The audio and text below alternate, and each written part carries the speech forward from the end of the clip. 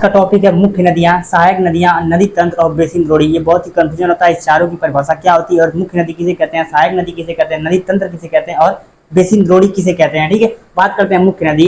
यह किसी पर्वत, ग्लेशियर या झील से निकलने वाली होती है और ये ढाल के अनुरूप बहती रहती है। यह जो मार्ग बहुत गहरा होता है। ठीक है, जो आपकी मुख्य नदी होती है बहुत ही गहरी होती है, इसमें बहुत ही पानी की मात्रा ज्यादा होता है। ठीक है, सहायक नदी, जब मुख्य नदी में कोई अन्य छोटी छोटी नदियां आके मिल जाती हैं इसे कहते हैं सहायक नदी। ठीक है, उसके बाद नदी तंत्र। ये मुख्य नदी, ये मान लीजिए मुख्य नदी है, ठीक है, और सहायक नदी द्वारा बनाया गया तंत्र।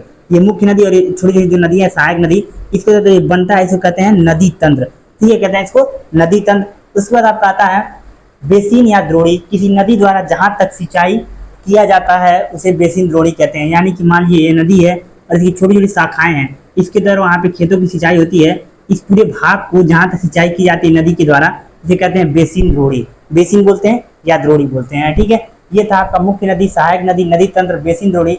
और कभी कभी पूछ जाता है अपवाह तंत्र किसे कहते हैं। आप बोल सकते हैं नदियों को बहाने, यानी कि नदियां जब अपने साथ एक स्थान से दूसरे स्थान बहती हैं उस सिस्टम को, इस तंत्र को ही अपवाह तंत्र